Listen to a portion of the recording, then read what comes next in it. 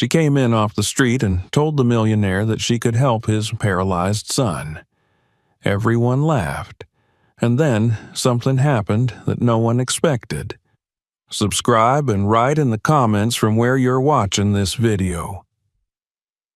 The winter wind cut through the alleyways like shards of broken glass, hissing past steel trash cans and rusted fire escapes, leaving nothing untouched by its icy sting. Beneath the trembling pulse of a flickering street lamp, a crumpled form stirred inside a patchwork of torn blankets and cardboard sheets. 10-year-old Kiara blinked into the cold and pulled the blanket tighter around her thin shoulders. Her hands, dark and cracked with chill, trembled as she clutched the tattered notebook nestled against her chest like a relic. The pages smelled faintly of smoke and jasmine, the last trace of her grandmother, now buried beneath the ground in silence. This was not the first night Kiara had slept outside, and it wouldn't be the last. Since her mother died, curled against a subway vent, skin bluish, eyes fixed on some place far from this world, Kiara had been alone. The system came looking for her. A clipboard woman with a concerned voice said they could take her somewhere safe. Kiara ran. Safe was a word she'd stopped believing in. Now she lived by the code of the forgotten. Keep moving, stay small, trust no one. But tonight was different. From the pocket of her oversized coat, Kiara pulled out a pencil stub and carefully opened the notebook. The entries inside were jagged, written in childish scrawl and uneven ink, but they were sacred. Her grandmother's words were part spell, part instruction, passed down like secret fire. Pain is not just in flesh, one page read. It sings in the soul, and a healer listens not with ears, but with heart. Kiara touched the page and closed her eyes. She had read that line 100 times, but tonight it pulsed louder. Across the city, music and laughter spilled out of glass towers that reached into the fogged night. One of them belonged to the Wakefield Corporation, a name Kiara had seen printed on a towering billboard just days before. A man in a suit had gazed down from it, his features chiseled and commanding, smiling beside a logo that screamed power and prosperity. Richard Wakefield, healing the world with science. Kiara didn't know who Richard Wakefield was then. She didn't care. But everything changed the moment she saw the boy. It was by chance, or fate, as her grandmother would have said. Kiara had been scrounging behind a high-end clinic's back entrance, hoping to sneak away with leftover sandwiches the night nurse sometimes tossed in the dumpster. A convoy of black vehicles pulled into the garage, polished to a mirror shine, guarded by men in coats with coiled earpieces. A sleek wheelchair rolled out of the central car, followed by a tall man with frost-gray hair and a jawline like steel. His eyes were laser-focused, bored even, as he exchanged words with a doctor. But Kiara saw the boy. He was perhaps 12. Pale skin like paper, ash-blonde hair that fell over a furrowed brow, and legs wrapped in fleece that never moved. His hands gripped the arms of the wheelchair too tightly for someone with no strength in them. He stared at the ground, then slowly, almost reluctantly, looked up, and his eyes locked with Kiara's. Something inside her snapped. Not in panic, not in fear. It was the opposite of emptiness. It was knowing. The same knowing she felt once when she pressed her palms to her mother's ribs and whispered lullabies through tears, even though the ambulance never came. The boy's eyes were like glass, thick and immobile, but behind them was a scream. Kiara stepped back, heart racing. The guards hadn't seen her yet. She crouched, ducking into shadow, but her breath came fast. Her grandmother's voice rang through her memory. Some are born to run, some are born to feel. You were born to remember." She didn't sleep that night. The notebook lay open in her lap as she sat under the skeletal remains of a playground slide, turning phrases over and over. By morning, she knew what she had to do. On the 4th day of frost, Kiara made her way to the corner of West Elm and Grand, where the Wakefield estate stood behind walls of pale stone and glass. The mansion was part fortress, part monument, set back behind iron gates tall enough to block out the sky. Guards in black coats monitored everyone who passed by. A small group of protesters had gathered across the street, shouting something about drug patents. Kiara ignored them. She had her own mission. She found a piece of cardboard in a recycling bin and used her pencil to write in bold letters, "I can help your son." Then she stood near the gate, small and still, holding the sign like a prayer. People walked past without looking. A woman in a fur coat wrinkled her nose and crossed to the other side. A man in a tailored blazer tossed a $5 bill at her feet without slowing down. Kiara didn't move. By late afternoon, a black SUV pulled up to the estate. Kiara's heart stuttered. Through the tinted glass, she caught a glimpse of the same boy from before, hunched in the back seat, eyes vacant. The car rolled past without pause. One of the guards noticed her and strode forward, his footsteps heavy. "What are you doing here?" he barked. His eyes swept her from head to toe, lingering on the holes in her coat sleeves.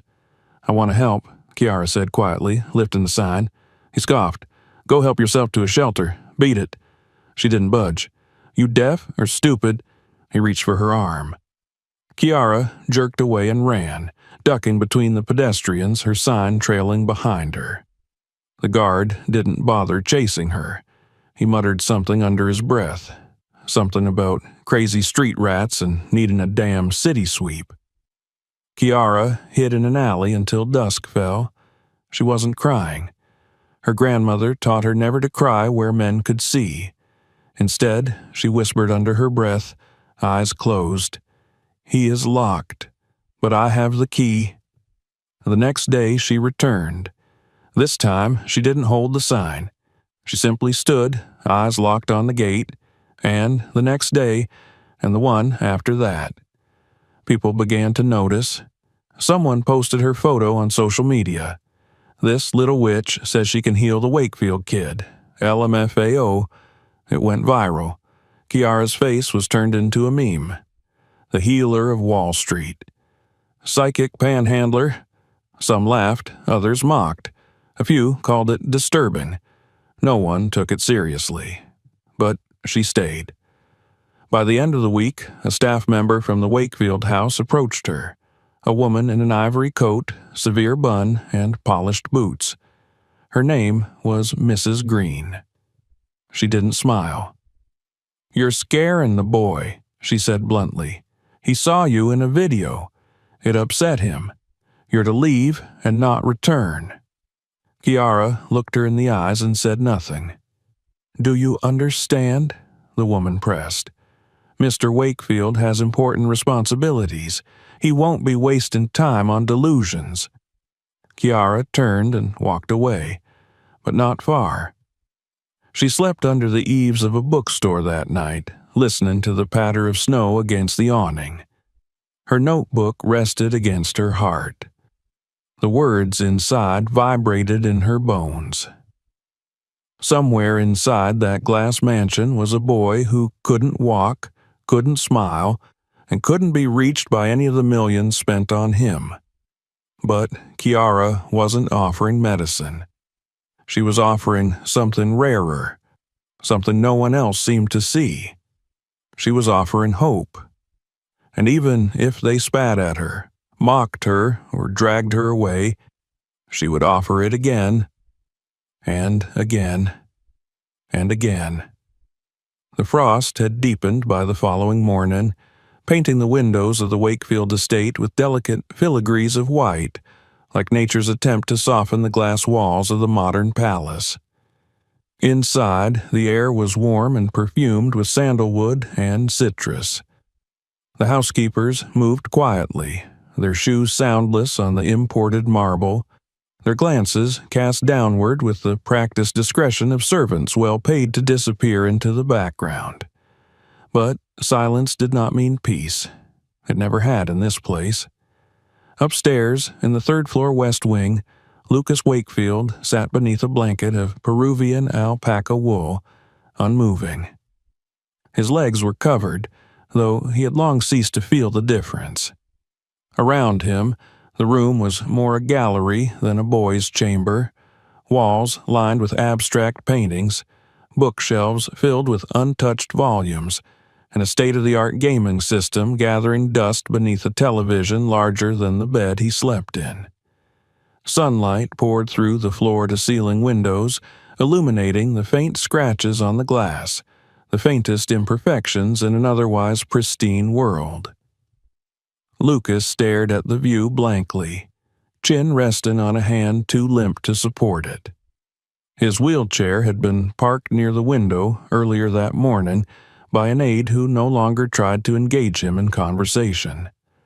The boy had not spoken more than a few words since the accident 9 months ago, and the therapist had stopped pretending they could coax him out of silence.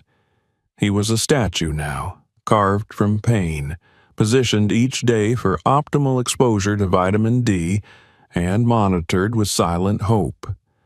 Outside, past the manicured lawn and heated driveway, a black town car pulled to a stop beneath the front portico. Ronald Wakefield stepped out, his tailored coat cutting sharply against the snow-dusted steps. His silver hair, combed back with precise effortlessness, caught the low winter sun, giving him the air of a man perpetually illuminated by his own importance. His assistant trailed behind, rattling off numbers, names, meetings, but Ronald's attention had long since drifted. He paused before entering the house, his eyes drifting upward to the window where his son sat. From this distance, Lucas looked like a shadow behind the glass, unmoving, unreadable. A pang, not quite sorrow and not quite fear, passed through Ronald's chest like a chill. Then he turned and disappeared inside. Later that evening, the estate buzzed with preparation. A gala was scheduled, a charity fundraiser under the guise of scientific advancement. Politicians, celebrities, and pharmaceutical investors were all on the guest list. Beneath the glittering chandeliers and polished silver, deals would be struck over foie gras and fine wine. Wakefield Pharmaceuticals prided itself on being the face of modern medicine, and Ronald, as its patriarch, wore that face with pride. Lucas was not invited. He remained upstairs, as he always did, dressed in silence, bathed and brushed by invisible hands. His father hadn't visited him in days, not out of malice, but out of fear, the kind that builds in the hearts of men who believe themselves powerful until they are reminded of all they cannot fix. Ronald did not do well with reminders. As the hour of the gala approached, the house transformed. Waitstaff in crisp uniforms lined the halls. Musicians tuned their instruments in the east atrium. Crystal centerpieces glimmered beneath golden light. Guests began arriving in coats of velvet and fur, each more elaborately dressed than the last. They sipped from fluted glasses and spoke in low, cultivated voices, discussing research funding and medical patents as if they were gossip over coffee. No one noticed the girl slipping through the kitchen door. Kiara's coat hung loosely around her, soaked at the hems with melted snow. Her eyes, however, were sharp. She had waited 3 nights for this moment, studied the servant schedules, followed the rhythm of deliveries. She moved like a shadow behind the catering carts, her breath caught between terror and certainty. The hallway before her pulsed with muffled violin music. Up ahead, the ballroom shimmered with light. Kiara clutched the frayed strap of her backpack where her notebook lay hidden. This was not madness. This was mission. She stepped into the room. It happened in an instant. One moment, the music soared, laughter rising like steam, and then silence. Heads turned, wine glasses hovered in midair. A girl stood on the marble floor, dirty boots soaking the pristine carpet, face framed by wild curls, eyes wide but unafraid. A collective breath was held. Kiara looked directly at Ronald Wakefield, the man who had ignored her, the man whose son sat behind glass. She took a step forward, and her voice, though small, cut through the silence like a blade. "I can help your son." The words were not shouted. They did not need to be. They landed like a tremor. Gasps scattered through the room. A guest dropped her clutch. Another took out his phone. Ronald's face changed. His jaw tightened, the lines around his mouth deepening. For a moment, he looked almost human, staggered by something he didn't understand. Then the steel returned. "Get her out of here," he said. Two guards emerged from the side doors and grabbed her by the arms. Kiara didn't fight. Her feet barely touched the floor as they dragged her through the crowd. But she turned her head, locking eyes with Ronald one more time. "He needs more than medicine," she said. "He needs someone who sees him." The guards shoved her through the door. It slammed behind her with a heavy finality. Inside, the gala resumed. Music returned, though half-heartedly. Conversations stuttered, then resumed with forced brightness.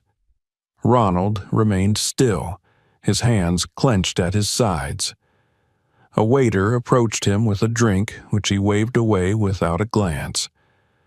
Upstairs, Lucas had watched it all from the security feed in his room. One of the few privileges he retained was the ability to flip through camera angles of the house.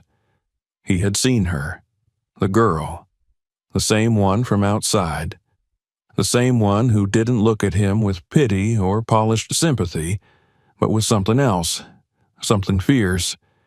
He rewound the footage, watching her step into the ballroom again and again. Her voice echoed in his mind. "I can help your son." Downstairs, Ronald retreated to his office. The party could run itself. He poured a drink, 2 fingers of scotch, no ice, and stared at the flames flickering behind the fireplace screen. The fire reminded him of control, of power, of something he once believed he possessed. He thought of Lucas, of the long, sterile hospital corridors, the specialists flown in from Zurich, the machines that blinked but never healed. He thought of how small his son had become, how silent. He thought of the girl. Ronald had dismissed her, publicly, decisively, but she hadn't looked like a liar. She had looked like someone who believed she had something to offer, and somehow that belief had lodged itself into his mind like a splinter. He poured another drink and sat in the dark. The next morning, a new wave of articles flooded the business feeds. "Wakefield security breach," read one headline. "Unhoused child crashes elite gala," read another. The photograph was everywhere, Kiara's face defiant and wild, her small frame surrounded by silk and suits. Ronald's PR team went into overdrive. Apologies were issued, legal threats were drafted, but the damage had been done. Inside the walls of the mansion, Lucas asked to be left alone. He watched the footage again. He scrolled through the news. He smiled. It wasn't a big smile. It didn't last long, but it was the first real one in months. Outside, in the alley behind the bookstore, Kiara read the same articles. Her name wasn't printed. No one had bothered to ask it, but her image was etched across the world. Some said she was delusional. Others called her dangerous. A few, only a few, asked if she might be telling the truth. She tucked the notebook into her coat and sat quietly as the city howled around her. This wasn't over. Ronald Wakefield sat in his office late that night, staring at his reflection in the black screen of a powered-down monitor. He had built an empire of reason, of science, of results. He didn't believe in mysticism or miracles. And yet, he couldn't forget the way she had looked at him. As though, for once, he wasn't the one with all the answers. The nights had grown longer, as though the city itself conspired to stretch the darkness, drawing it over rooftops and alleyways like a funeral veil. Beneath the humming neon of a 24-hour laundromat, Kiara crouched behind a dumpster, her back pressed against the brick wall that radiated a fading memory of heat. She hadn't eaten in 2 days. The stale sandwich crust she'd salvaged from a plastic bag behind the bakery had gone to a pair of toddlers huddled beneath a train overpass. She watched them eat in silence, remembering the way her grandmother used to tear bread in half and whisper, "What we give, we keep." Her fingers were stiff with cold, but she didn't complain. Complaints were for those who expected something better. Kiara expected nothing. And yet, somewhere deep beneath her ribs, something flickered, a whisper, a weightless ember of purpose that had not gone out, even after humiliation, even after the guards had shoved her onto the pavement and the crowd had laughed. She clutched her notebook tighter to her chest and rested her head on her knees. The words inside weren't spells. They were reminders, truths wrapped in memories. Some wounds are deeper than bone. Some pain grows roots. But even the deepest ache will answer to love that doesn't flinch. That was her grandmother's wisdom. Her grandmother, who had died in a shelter bed because the hospital turned them away. Because they thought a black woman who spoke of healing through breath and thought and energy was a lunatic. Because she didn't have insurance. Now, Kiara was alone. But the boy in the chair, he was alone too. She'd seen it in his eyes. Not just pain, loneliness, that invisible kind that eats from the inside out. Across the city, in a bedroom built of money and isolation, Lucas stared at the ceiling. The light was off, but he didn't need it. He knew every contour of this ceiling, every flicker of the city light that seeped through the heavy drapes. He lay awake, remembering the girl. Not because she had stormed into a party or caused a scandal. No, it wasn't the drama that clung to her memory. It was her stillness. She hadn't trembled, not even when they dragged her out.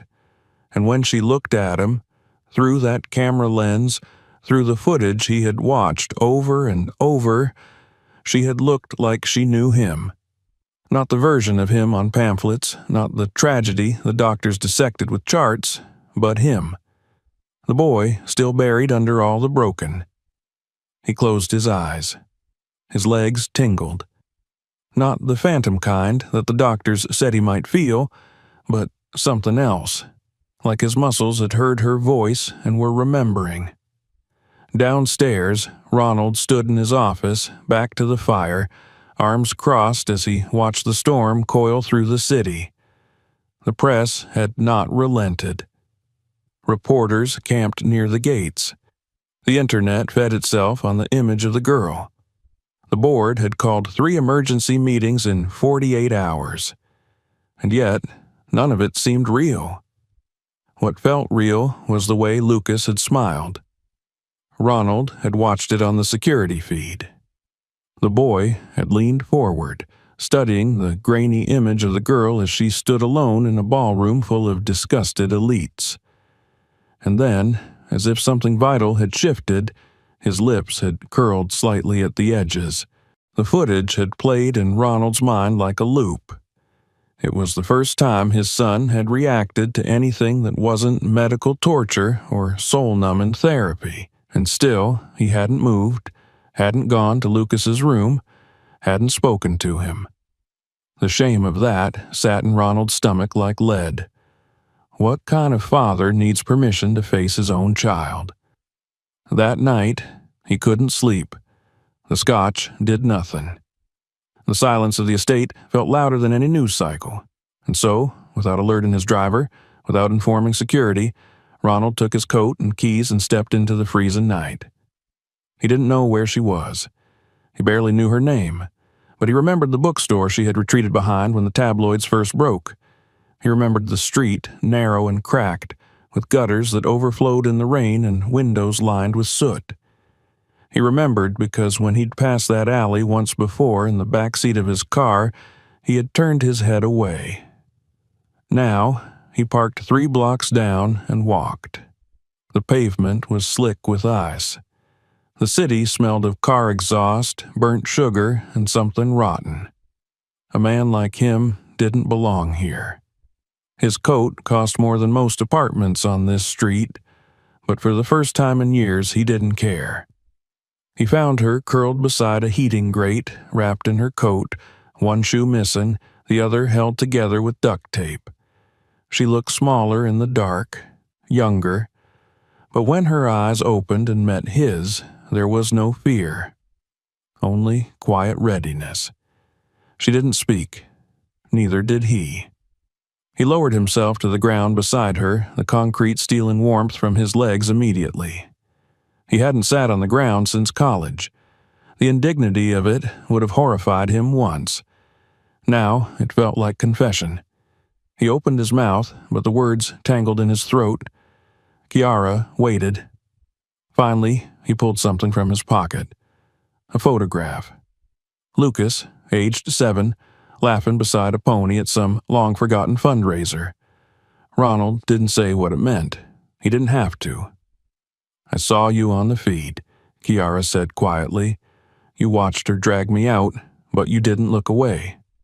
His mouth was dry. "No?" She nodded as if she already knew. "I need to understand," he said at last. "Why do you think you can help him?" "Because I know what it's like to be frozen," she replied. "To be there, but not really. To be invisible. I see it in him. His body might be broken, but it's not the only thing that needs healing." "And you can fix that?" "No," she said simply, "but I can help him remember how to try." He reached for his wallet, hesitated, then pulled out several crisp $100 bills. He held them out to her. She didn't move. "I don't want your money," she said softly. "I want to help." His hand trembled, then lowered. The bills fell to the pavement between them, forgotten. "Tell me what you need," he said. "A chance." And just like that, the scales tipped. They drove in silence. She sat in the passenger seat, arms crossed, chin lifted, as though daring the leather upholstery to make her feel small. Ronald kept glancing at her, this girl who had no home, no name in the system, no protection. And yet, she carried herself like someone who had something more valuable than all of it: purpose. They arrived at the estate before dawn. The guards were startled but did not question their employer. Ronald led her through the servants' corridor, past kitchens still dark and hallways lined with sleeping light. In his private study, he turned to her. "You said you're not a doctor. So what are you?" She shrugged. "A listener, a mirror. My grandmother called it knowing." He stared at her, the arrogance of it, and yet her eyes did not lie. "You said someone taught you. Don Cornelio. He used to walk through the neighborhoods in the South District. He'd stop and touch people's shoulders, talk to them about breath, about stillness. They called him crazy, but he saved more lives than the clinics did." Ronald exhaled. His chest ached. He looked at her, really looked. Not as a CEO, not as a father buying solutions, but as a man who had run out of answers. "Tomorrow," he said, "you'll meet Lucas." Kiara nodded. As he left her in the guest room, Ronald paused outside the door. The air smelled of dust and lavender. For the first time in what felt like years, he didn't dread the morning.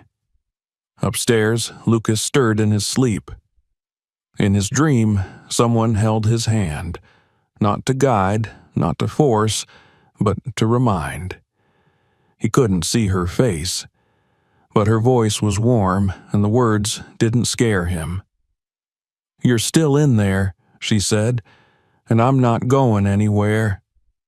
The morning light filtered through the tall windows of the Wakefield estate with a muted dignity, falling across polished floors and trimmed hedges outside where the frost had only just begun to melt. Inside, the house stirred to life with the soundless rhythm of staff who had long ago mastered the art of invisibility. Breakfast was being prepared, uniforms steamed, newspapers delivered to the study with robotic precision. But there was one ripple in the perfection, a presence that didn't belong and had never been meant to step past the gates. Kiara sat upright in the narrow bed of the guest room, eyes wide open, posture alert despite the softness of the downy blanket wrapped around her. She had not slept, though her body begged for it.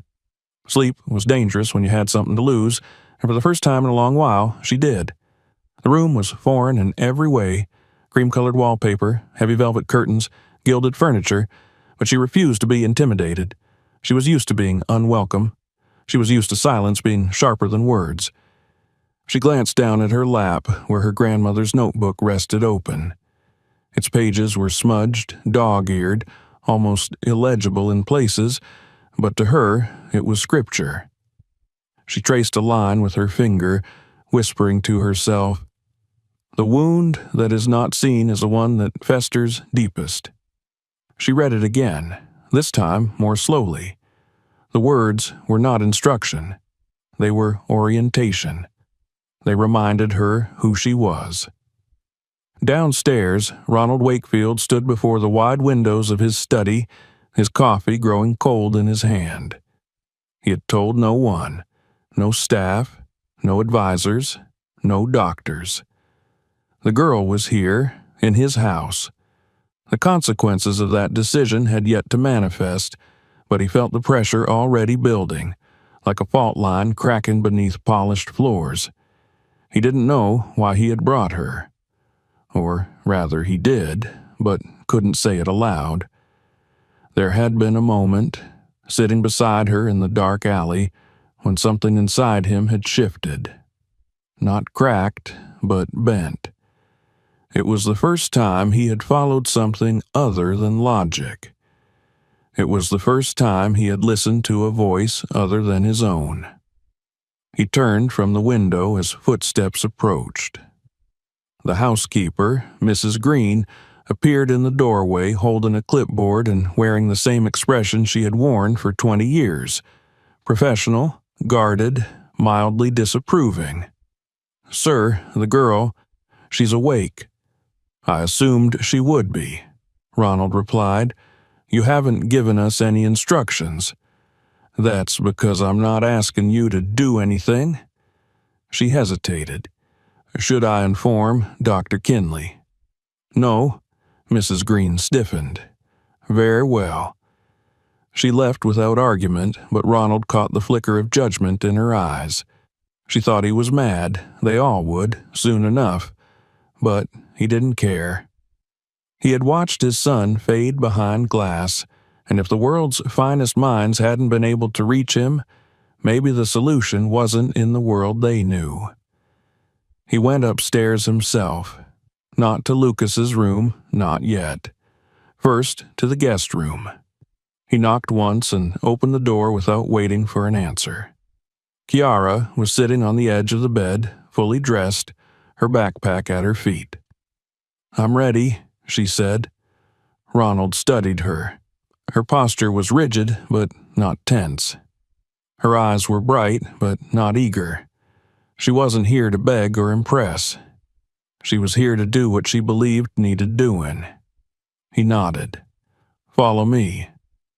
They moved through the house without speaking. Kiara walked with silent steps, scanning everything. The layout, the staff's reactions, the rooms. She read spaces the way other people read faces. Every hallway told her something. Every painting, every scent. By the time they reached the West Wing, she already understood more about this household than anyone had meant for her to. Ronald stopped before a closed door. He may not talk to you. He may not even look at you. Kiara nodded once. He opened the door. Lucas was by the window, as always, his wheelchair angled toward the view but not quite centered.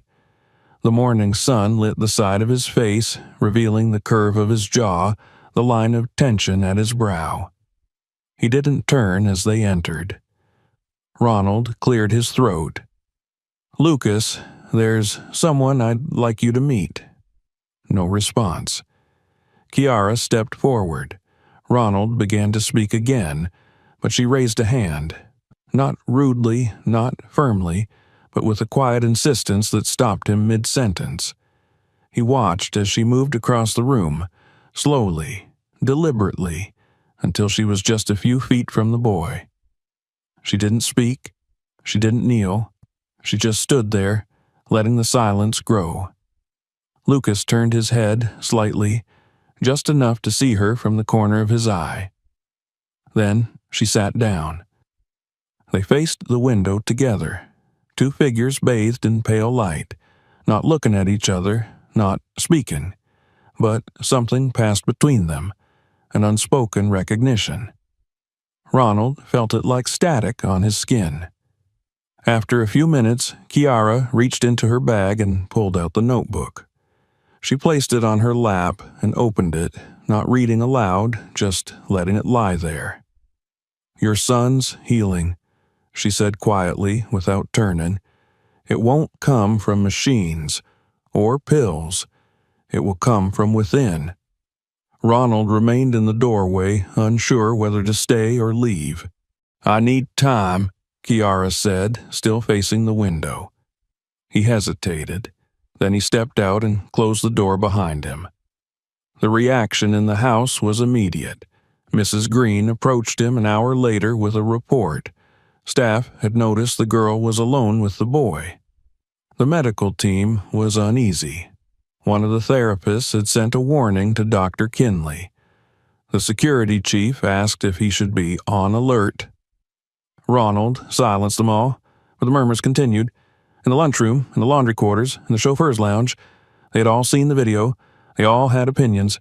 She was a fraud, a vagrant, a dangerous child manipulating grief. And now she was inside the fortress. That night, Lucas requested dinner in his room. That hadn't happened in months. The next morning, Kiara returned. She brought a deck of old playing cards with missing corners and stains. She dealt a game of solitaire on the floor and played without saying a word. Lucas watched from his chair, eyes flicking between her fingers and the cards. Eventually, he said, "You play wrong." Kiara looked up. "Maybe, but it keeps me sharp." Lucas said nothing else, but the next day he asked if she knew how to play chess. By the end of the week, they had a routine. Kiara arrived after breakfast, sat with Lucas until lunch, and returned again before dinner. Sometimes they talked. Sometimes they didn't. Once she touched his arm, lightly, as if testing. He didn't pull away. Ronald watched all of it from the hallway camera feeds. He told no one. Not yet. It was the 8th day when Lucas said something unexpected. He was watching Kiara draw something on a sheet of paper, something abstract, a swirl of lines and shadows, and he asked, "Do you think broken things can still be useful?" She looked at him not as a patient, not as a child, as a person. Sometimes broken things see more clearly. He turned back to the window. Ronald met with his board that evening. They grilled him on stock instability, press narratives, liability risks.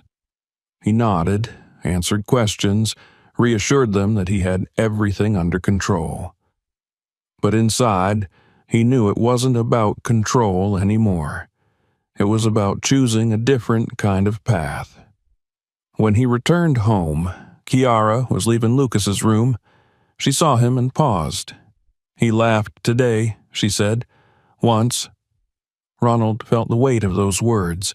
They were small, but they meant more than any quarterly report. Kiara didn't wait for praise.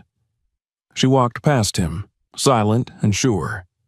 That night, Ronald stood outside Lucas's door, hand raised to knock, but he didn't. Inside, Lucas was asleep.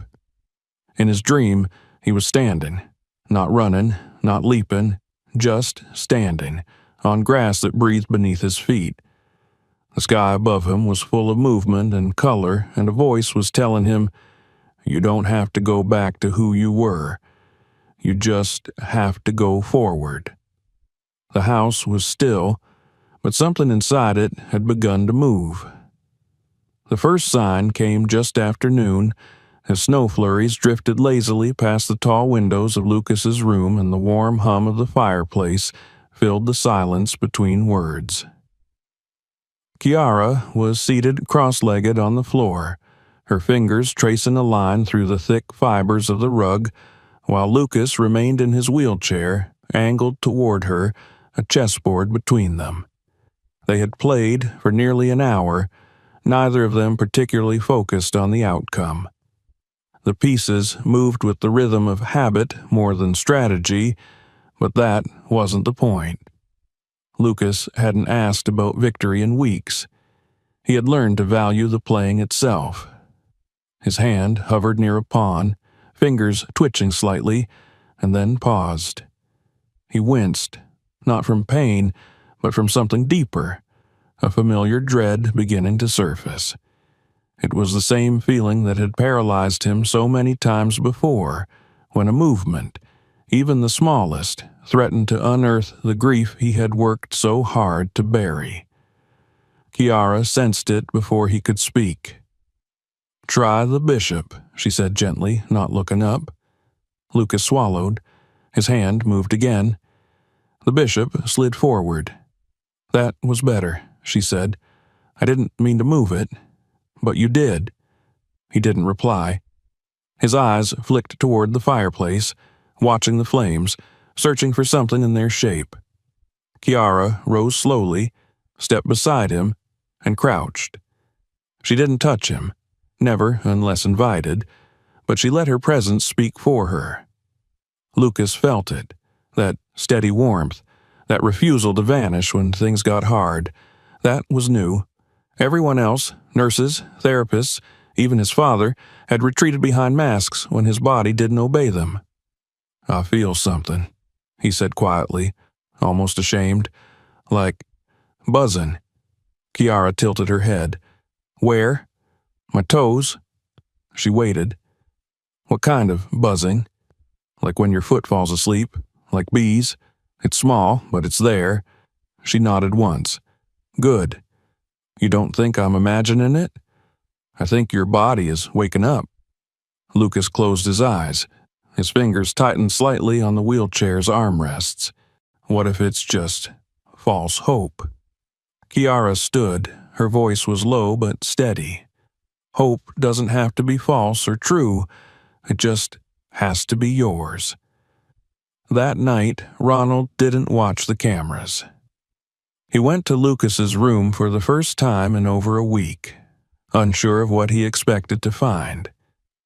He had prepared himself for rejection, for cold glances and clipped answers, but when he entered, he found Lucas asleep, his hand resting on Kiara's notebook, which lay open on his lap.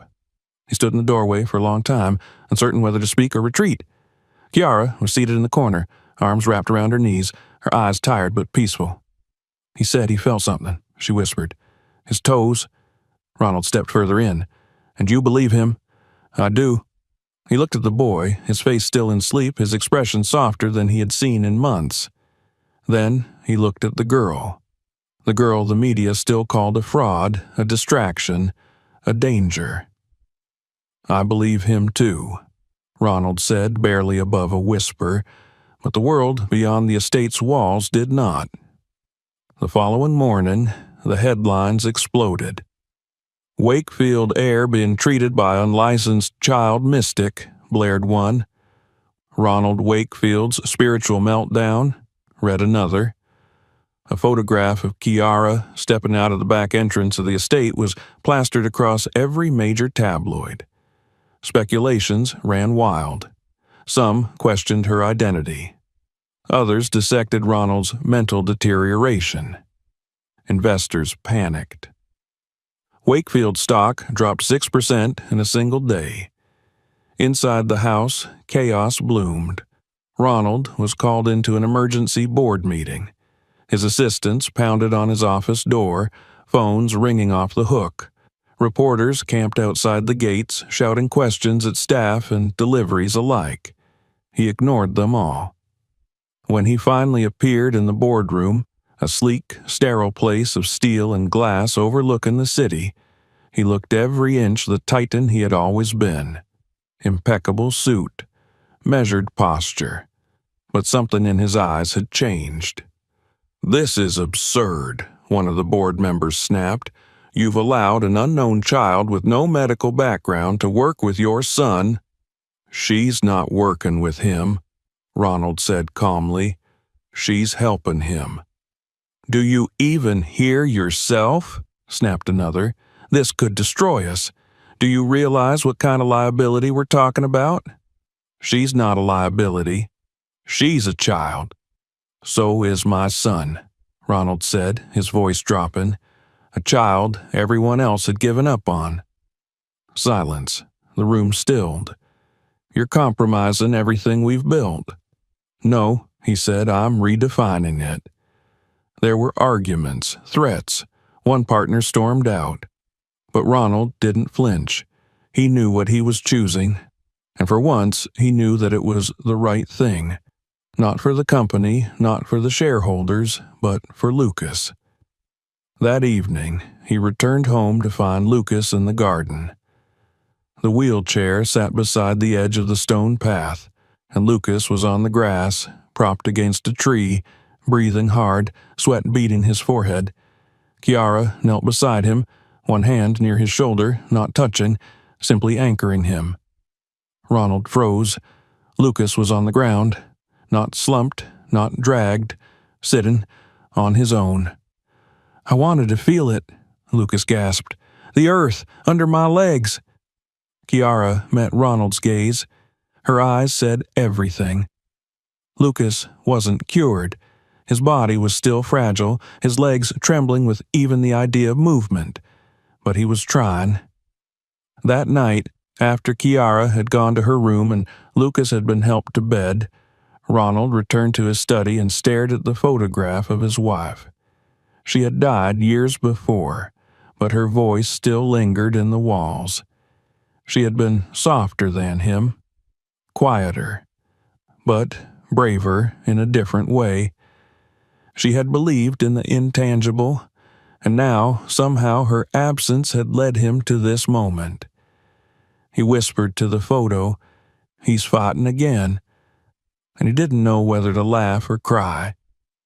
The next morning, Lucas asked to be taken outside again. This time he held the back of the bench with trembling fingers and stood. Not for long, not steadily, but he stood. By the end of the week, he could take 2 steps, gripping Kiara's hand. By the end of the month, he walked 6. The world continued to mock. The press called it a PR stunt. Experts wrote op-eds dismissing the miracle. Commentators debated child exploitation. But inside the house, the truth lived in every footprint Lucas left behind. Kiara watched from the sidelines, never claiming credit, never asking for more than time. One night, as they sat by the fire, Lucas said, "Do you think I'll ever run again?" Kiara smiled. "I think you'll fly." He didn't ask what she meant. He already knew. The frost had lifted. It wasn't quite spring yet, but something in the air had changed. The mornings, though still cold, no longer bit through the skin with cruel precision. The sky had softened, and so had the soil. In the gardens behind the Wakefield estate, Tender green sprouts pushed through patches of thawing earth, small and almost invisible, but determined. They arrived with no announcement, no fanfare, only the slow persistence of life where everyone had long since stopped looking for it. Lucas had reached the point of standing without assistance. His legs, though thin and often trembling, now answered when he called. The distance between his bed and the window no longer seemed infinite. He moved slowly, deliberately, with every step a quiet rebellion against the months that had claimed him. The medical staff still couldn't explain it. The therapists, whose clinical vocabulary once stretched endlessly across notepads and voice memos, now fell back on a single word: unexpected. But it wasn't unexpected to Kiara. To her, it was the natural result of being seen, being held in someone's gaze without judgment or calculation. Lucas had not only been paralyzed in body, he had been paralyzed in belief, in hope, in the very idea that anything in his life could be reclaimed. Kiara had never promised him a miracle. She had only promised to stay. And she had. Each day she greeted him not with clinical instructions, but with a steady, grounding presence. Sometimes they spoke. Sometimes they did not. Sometimes they painted or listened to music or watched clouds from the stone bench near the conservatory. And sometimes, without warning, Lucas would reach for her hand, not for balance, but for affirmation. And she would offer it without hesitation. Ronald had become a different man in those same days, not all at once, not in dramatic gestures, but gradually, like ice receding from the edge of a lake. He no longer lived by his calendar alone. He no longer entered rooms with the weight of meetings still clinging to his shoulders. More and more, he made time to sit in silence with his son, to ask how he was without expecting an answer, to learn the value of simply being present. He began helping Lucas into the garden in the mornings, guiding him down the shallow steps to the grass, listening when the boy described the texture of bark or the warmth of stone.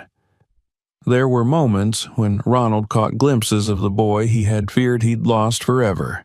The curiosity, the sharp wit, the spark. It hadn't died.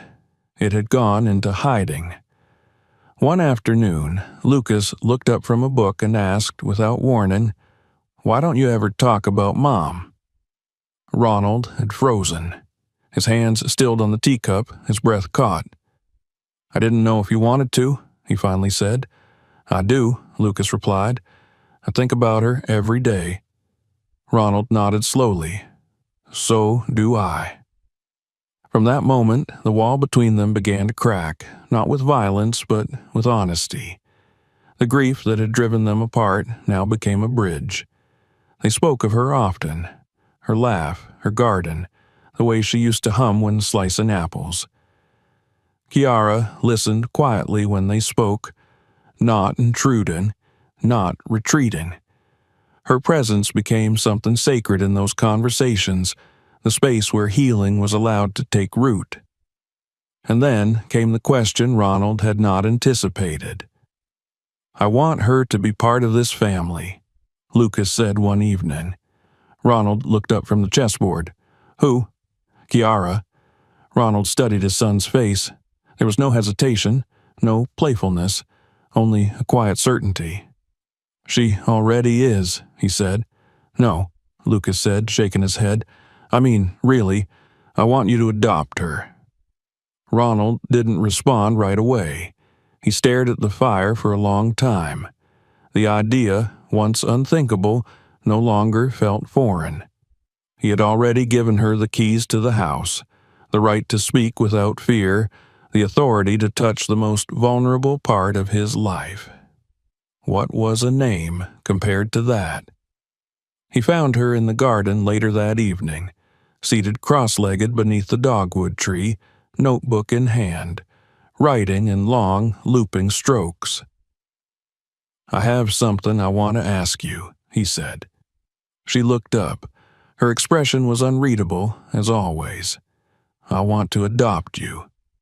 Kiara blinked. For the first time since he had met her, she seemed uncertain.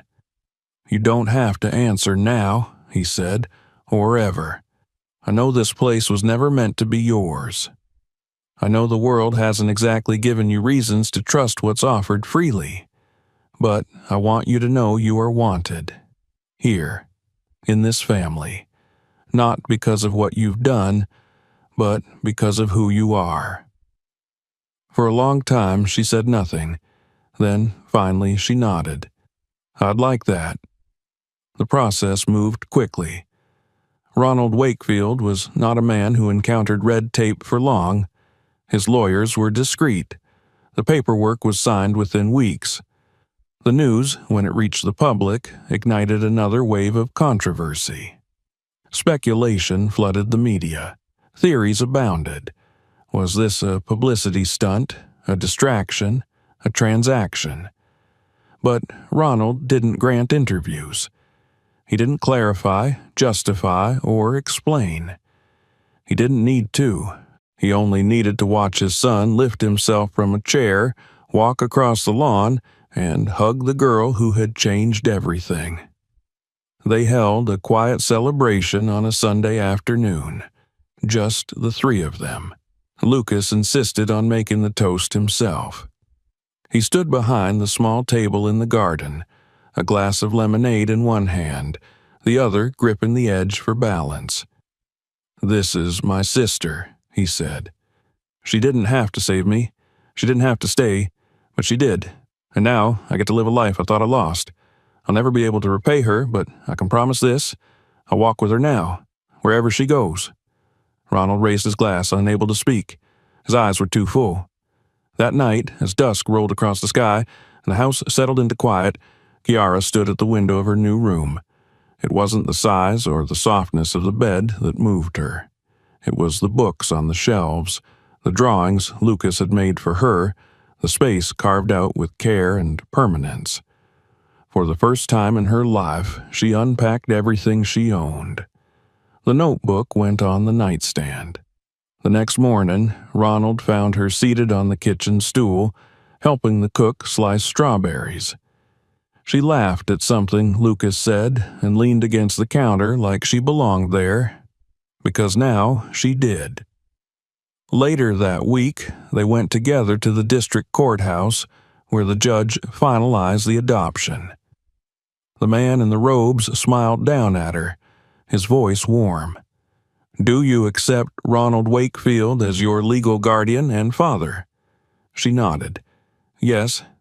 "And do you accept Kiara?" "She's my daughter," Ronald interrupted, his voice steady. "Always has been.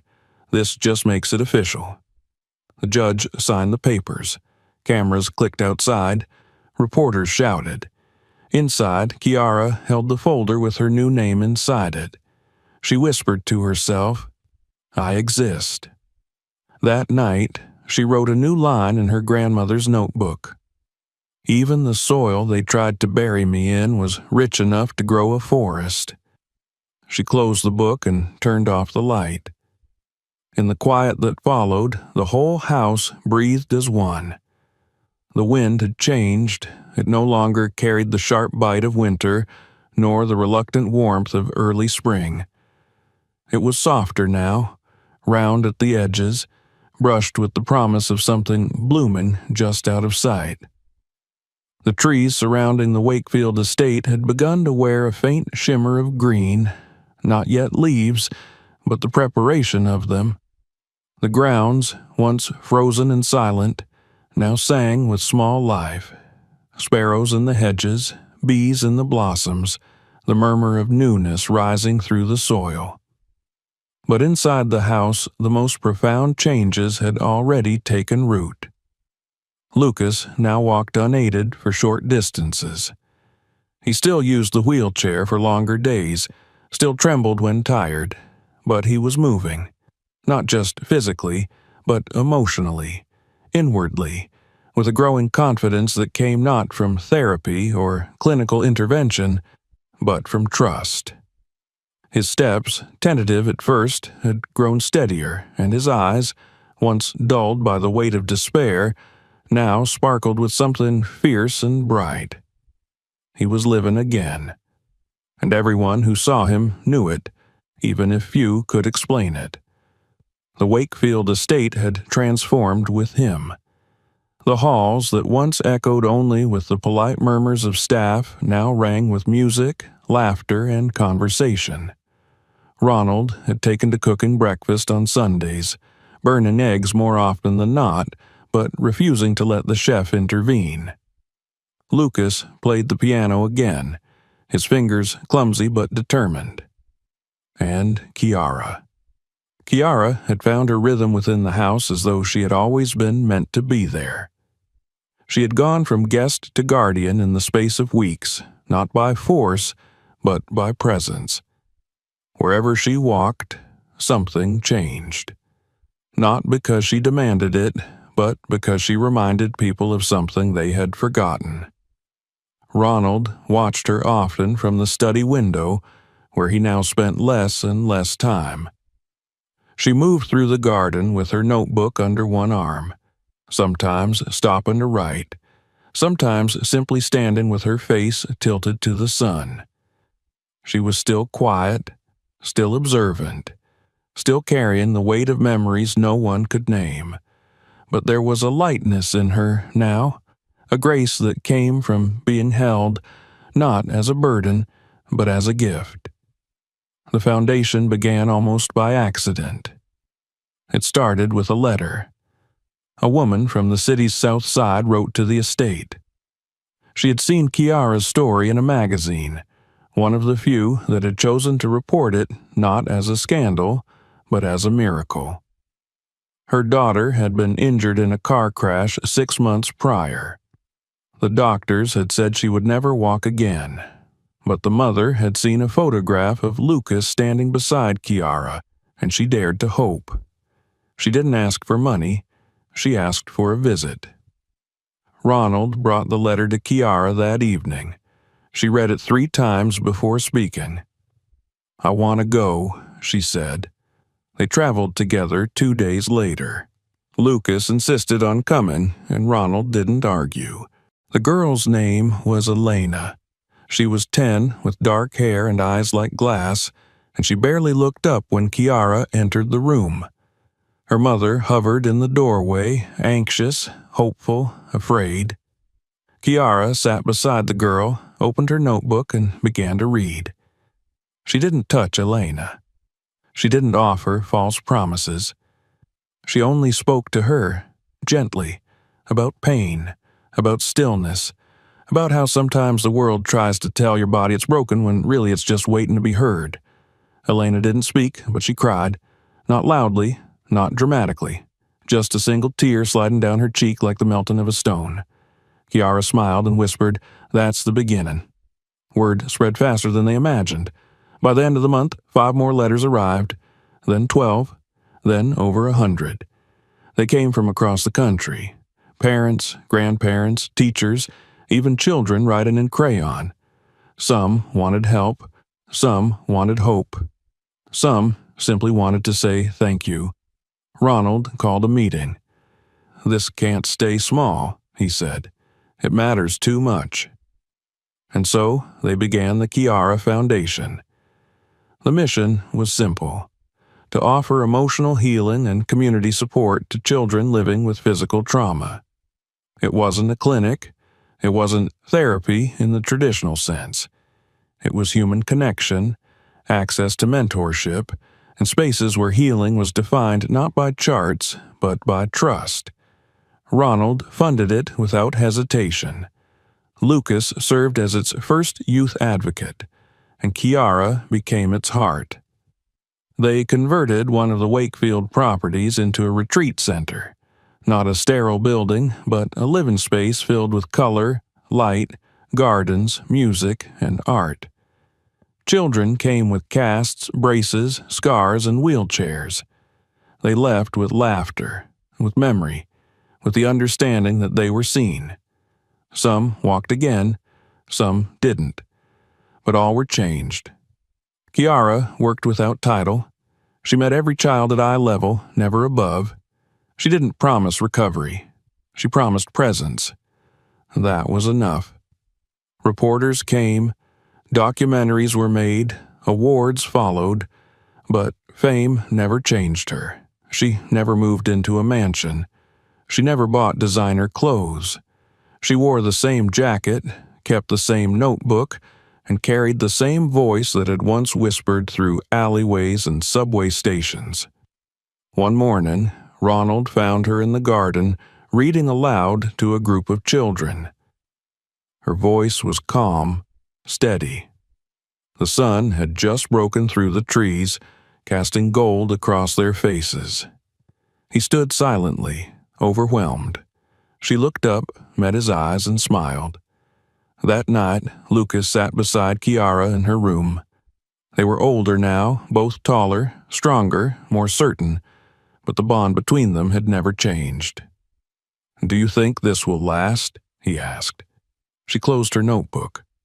"Yes," she said, "because it's not mine. It belongs to everyone who believes." Lucas nodded. "And what about you? What do you want now?" She thought for a long time. "To keep walking," she said, "wherever the path leads." A month later, she received a letter postmarked from her old neighborhood. It was unsigned, but the handwriting was familiar, curved and trembling. Inside was a single sentence. "You have done what I couldn't." It was from her grandmother's old friend, Don Cornelio, perhaps, or someone who had known her legacy. Kiara pressed the letter to her chest and wept. In time, the Kiara Foundation expanded. Chapters opened in other cities, other countries. Ronald stepped back from business entirely, devoting himself to mentorship and advocacy.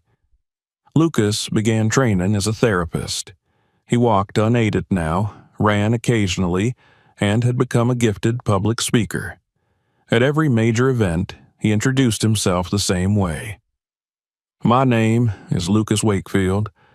I was broken, but someone showed me how to be whole again." Years passed. The estate remained, though it changed with time. The garden grew wild in places.